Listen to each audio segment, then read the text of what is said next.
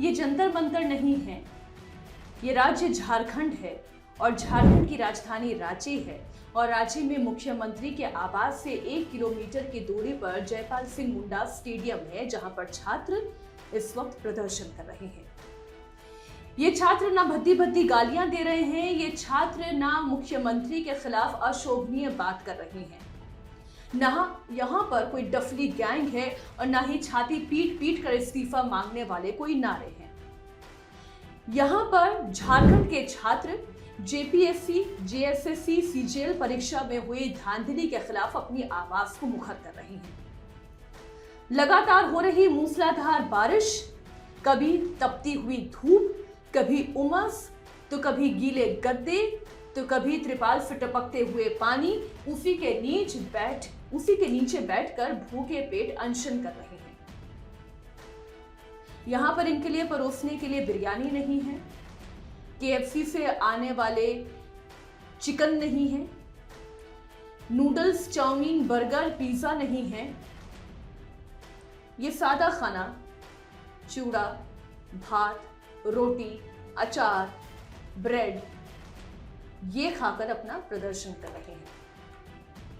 पहले तो देवेंद्रनाथ महतो ही भूख हड़ताल पर थे, लेकिन अब तो 4 छात्र और बैठ गए हैं।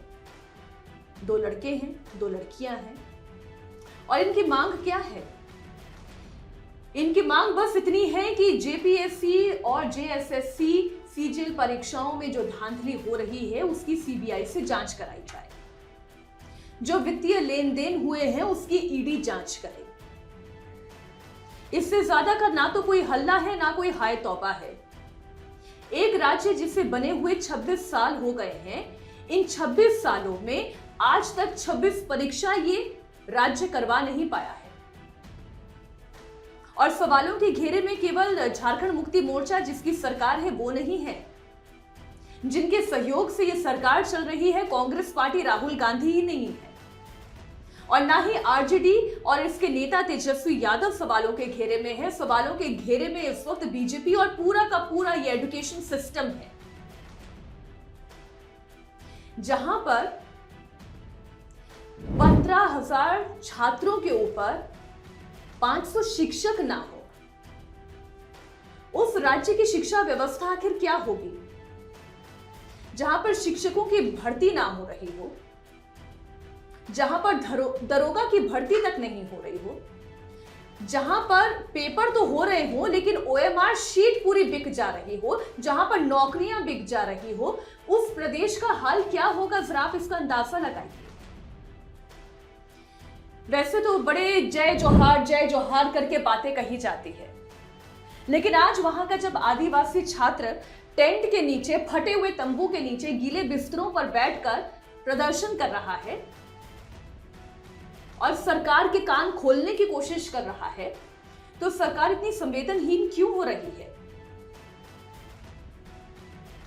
जरा एक अंदाजा लगाइए कि वो छात्र जो पिछले 5 साल से बस तैयारी पर तैयारी किए जा रहा है, जिसके आंसुओं से उसकी आंखें इतनी भीग चुकी है कि अब तो उसकी आंखों से आंसू भी नहीं निकलते, आंखें सूख चुकी हैं, सूज गई हैं।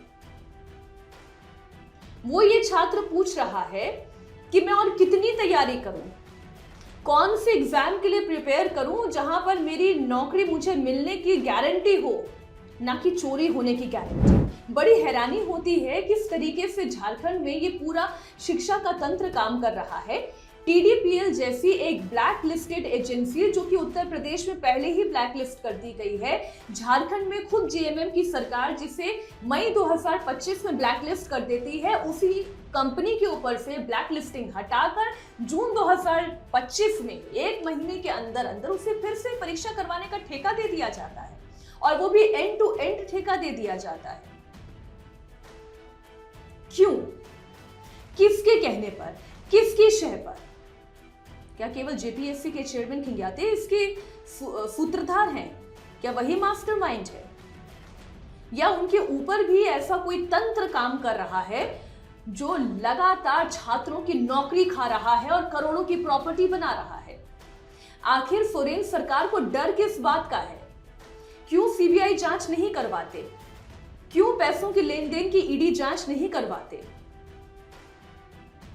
और छाती पीट पीट कर छात्रों की मांग उठाने वाले और अलग अलग प्रदेशों में जाकर छात्रों की गूंज करने वाली कांग्रेस पार्टी आज झारखंड में जाकर छात्रों की गूंज क्यों नहीं कर पा रही है? क्यों? क्योंकि वहां पर उनकी सरकार है, क्योंकि यहां पर सोरेन के साथ, जेएमएम के साथ कांग्रेस पार्टी सरकार में बैठी है, इससे कोई छात्रों की गूंज नहीं हो रही है। क्या ये सवाल नहीं पूछा जाना चाहिए? उत्तराखंड में तो आप जाकर करते हैं छात्रों की गूंज, राजस्थान के कोटा शहर में जाकर तो आप छात्रों की गूंज करते हैं, लेकिन क्या आपको झारखंड में छात्रों की गूंज करने की आवश्यकता नहीं है?